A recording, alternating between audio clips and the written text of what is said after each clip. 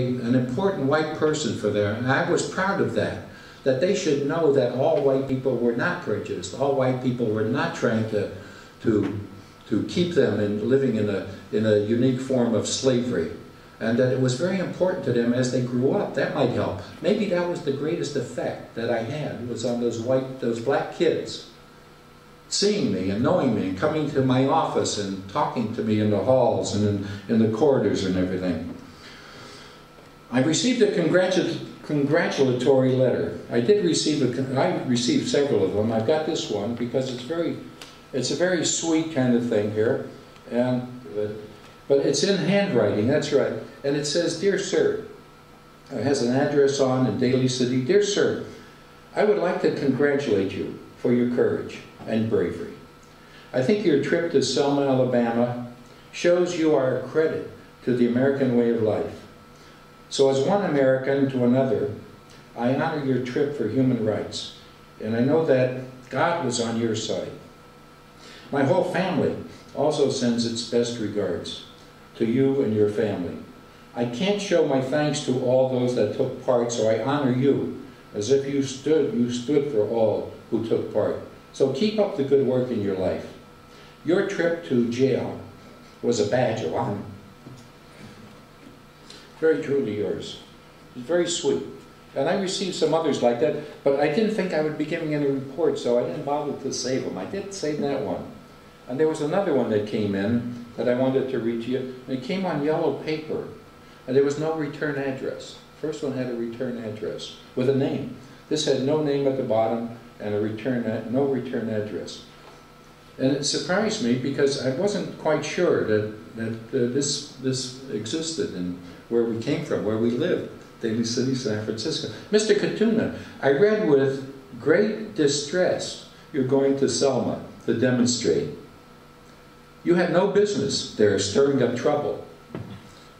But of course, Jews are famous for getting into an act of dissension. Jews are not persecuted, they persecute themselves. From all the names and pictures, mostly Jews. And the dirty, filthy nonconformists are doing most of the demonstration." Wow. And the bike riders too, you know, bike riders involved in this kind of thing. "The real Americans are the ones that do not hesitate to protect their country in time of war, not those who go to Selma. Jews find ways of keeping out of the service." Oh, gee. "They stay home, they make the money, and try to disturb. Look at the leaders at UC, this is 1965, the free speech Mario Savio, no.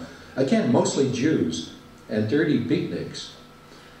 You know, the Jews are not pure. Look what they have done to the Arabs. I happen to know. I was in Lebanon, always grabbing and pushing. Where were all the rabbis during the last 10 years, if they're so sympathetic with the Pike, Bishop Pike was the bishop of the Episcopalian Church, or Unitarian, and Pike has lost a lot of pledges in his church by doing the same foolish thing. I'd like to bet that you would move before you would have a neighbor living next door to you, but you want other people to accept them as neighbors. You would like to see them marry into the white race, while all the time the rabbis are preaching that Jews should marry no one but Jews to keep that bloodline. And in capital letters here, Hitler was right when he started on his rampage." So we had that, you know, and that surprised me that existed, you know, that feeling. So, and that a person would bother to go ahead and write a letter to express it rather than going to a bar and getting drunk or something, but actually type up a letter and send that in. Wow. So you learn that, you know that the bad feelings were not all in the South. There were all other places to also. And I want to end with this, but this is Monday, November the 3rd, 2008 of this year. And the headline is "Black Congregations Vote Early and Vote Eagerly." That's the headline. And it says here that black churches from across San Francisco and more than 200 jubilant congregation members went to City Hall Sunday to cast their early ballots in a historic election that could see Barack Obama become the nation's first black president. And quote, "I'm so happy I could jump for joy," said 78-year-old man, a resident of Diamond Heights, who grew up in Alabama.